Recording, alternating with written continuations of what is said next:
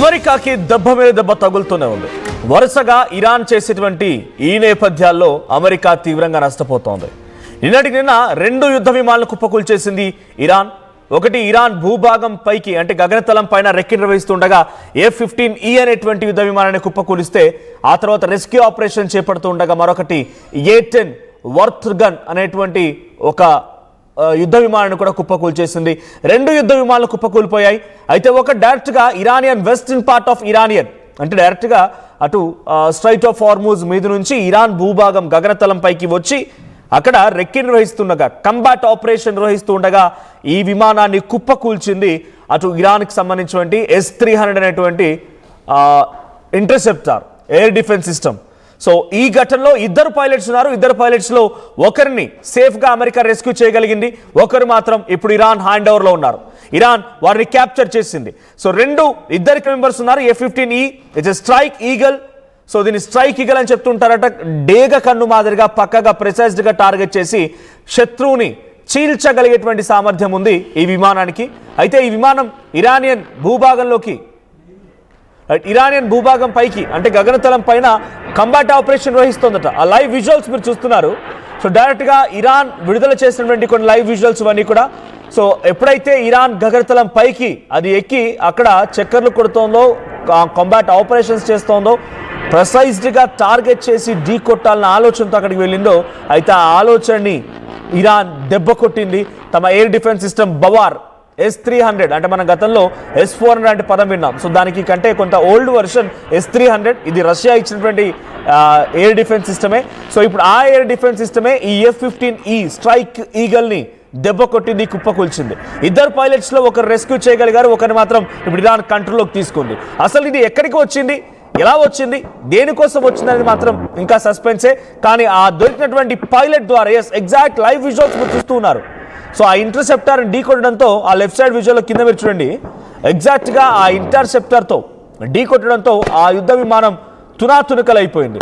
So ఆ live విజువల్స్ని Iran capture చేసింది. So Iran release చేసిన విజువల్స్ ఇవన్నీ కూడా.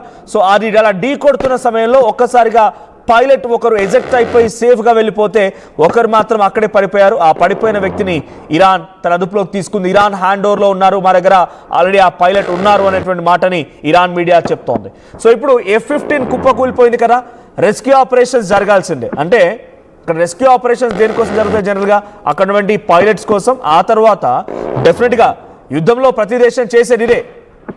వాళ్ళకు సంబంధించినటువంటి మెటల్ ఏదైనా వెపన్స్ కనుక అక్కడ పడిపోతే ఆ మెటల్స్ ద్వారా ఆ అవతలి దేశం ఆపోజిట్ దేశం దాన్ని పరీక్షించి ఇది ఏంటి, దీని చరిత్ర ఏంటి, ఇది ఎలా పనిచేస్తుందని చెప్పి ఇదే మాదిరిగా వాళ్ళు కూడా తయారు చేసుకునే అవకాశం కూడా ఉంటుంది. కాబట్టి ఆ మెటల్స్ ఆ వెపన్స్ కోసం కూడా రెస్క్యూ ఆపరేషన్స్ జరుగుతూ ఉంటాయి. సో రెస్క్యూ ఆపరేషన్స్ కోసమే అమెరికా A-10 వర్తాగ్ అనేటువంటి ఒక విమానం రంగంలోకి దిగింది. సో ఆ విమానం యుద్ధ విమానం రంగంలోకి దిగగానే దాన్ని కూడా పర్షియన్ గల్ఫ్ దగ్గర స్ట్రైట్ ఆఫ్ హార్మూజ్ దగ్గరే పేల్చేసింది. రెండింటిని ఇప్పుడు వరుసగా ఒకే రోజు, ఒకటేమో డైరెక్ట్గా యుద్ధం చేయడానికి వచ్చిన విమానం, ఇంకొకటి ఆ యుద్ధం చేసినటువంటి విమానం కుప్పకూలిపోవడంతో రెస్క్యూ చేయడానికి వచ్చినటువంటి విమానం మరొకటి, ఆ విమానాన్ని కూడా కూల్చేసింది. ఎగ్జాక్ట్గా నిన్న ఇరాన్ పైన అమెరికా కూడా ఇదే మాదిరిగా దాడి చేసింది. ఫస్ట్ తెహరాన్ నుంచి కరాజ్ వెళ్ళేటువంటి ఒక బ్రిడ్జ్ పైన అటాక్ చేసింది అమెరికా. అయితే ఆ బ్రిడ్జ్ పై అటాక్ చేసినప్పుడు పెద్ద మొత్తంలో ఆ బ్రిడ్జ్ మొత్తం కూడా నడివికి మధ్యలోకి విరిగిపోయింది, ఒక భారీ నష్టం వాటిల్లింది. ఆ తర్వాత రెస్క్యూ ఆపరేషన్స్ చేస్తోంది ఇరాన్. రెస్క్యూ ఆపరేషన్ చేస్తున్నప్పుడు రెస్క్యూ ఆపరేషన్స్ పైన మళ్ళీ అటాక్ చేసింది. అప్పుడు 15 మంది మరణించారు, 100 మందికి చాలా తీవ్రంగా గాయాలయ్యాయి. అంతా మిలిటరీ పర్సన్సే. రెస్క్యూ ఆపరేషన్ జరుగుతుండగా అటాక్ జరిగింది. ఇప్పుడు ఎగ్జాక్ట్లీ సేమ్ ఇరాన్ కూడా అదే చేసింది. ముందుగా F-15E స్ట్రైక్ ఈగల్ అనేటువంటి యుద్ధ విమానాన్ని ఢీ కొట్టింది. దాంట్లో పైలట్ ఎస్కేప్ అయితే ఇంకో పైలట్ మాత్రం తమ అదుపులోకి తీసుకుంది ఇరాన్. అక్కడ వార్ వెపన్ని ఆ ఎయిర్ క్రాఫ్ట్ని కంట్రోల్లోకి తీసుకుని దాన్ని పరీక్షిస్తోంది ఇరాన్. ఇంకోవైపు దాన్ని కాపాడేందుకు, దాన్ని రెస్క్యూ చేసేందుకు A-10 అనేటువంటి వార్తాగ్ అనే మరో యుద్ధ విమానం వస్తే దాన్ని మళ్ళీ పర్షియన్ గల్ఫ్ దగ్గర స్ట్రైట్ ఆఫ్ హార్మూజ్ దగ్గర అటాక్ చేసింది ఇరాన్. అంటే దీన్ని బట్టి మనం అబ్జర్వ్ చేయాల్సిన విషయం ఏంటంటే అమెరికా అహంకారం పైన ఇరాన్ మళ్ళీ దెబ్బ కొట్టింది. నువ్వే పెద్ద తోపు తురుమ్ఖాన్ నియంత్రణ లేడని రకంగా విర్రవీగుతున్నావు కదా, నేను చేసి చూపిస్తాను చూడనట్టుగా అమెరికా 2 యుద్ధ విమానాలను ఒకే రోజు పేల్చి ఒక పైలట్ని అదుపులోకి తీసుకొని అమెరికాకి చెంపచెల్లు అనిపించింది ఇరాన్.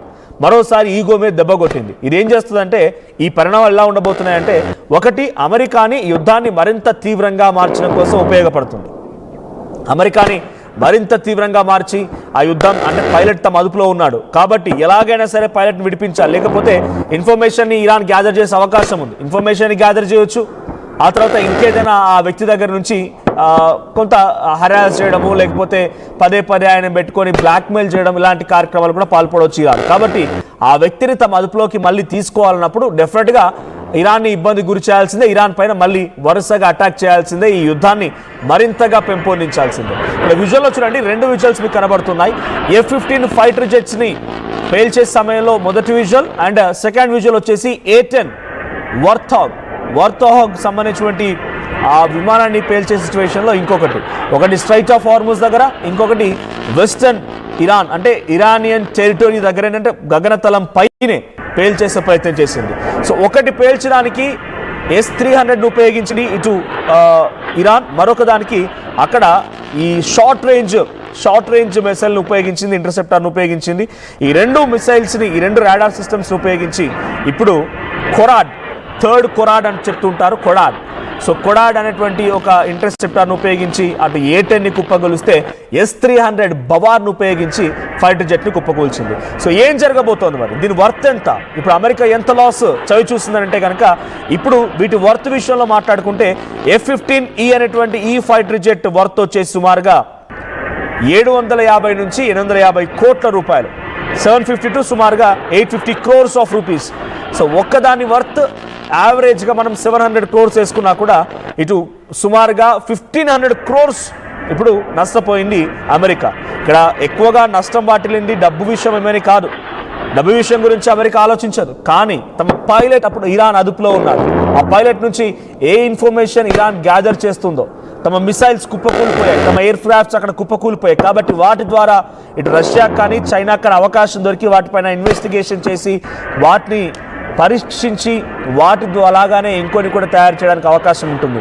డెఫినెట్గా ఎయిర్ క్రాఫ్ట్ అన్నీ పనిచేస్తున్న నావిగేషన్ సిస్టమ్స్ అంటే డెఫినెట్గా వాటిలో సర్క్యూట్స్ ఉంటాయి, నావిగేషన్ సిస్టమ్స్ ఉంటూ ఉంటాయి. సో వాటిలో టెక్నాలజీ ఉంటుంది, వాటిలో ఎటువంటి మెటల్స్ వాడారో తెలుసుకోవడానికి అవకాశం ఉంటుంది. సో వాటన్నిటిని ఉపయోగించి శత్రు దేశాలు కూడా అదే మాదిరిగా మిసైల్స్ను, అదే మాదిరిగా ఫైటర్ జెట్స్ను తయారు చేయడానికి అవకాశం ఉంటుంది. కాబట్టి అవి కూడా చిక్కనివ్వదు. ఉదాహరణకి మీకు గుర్తుండే ఉంటుంది, చైనా కొన్ని మిసైల్స్ని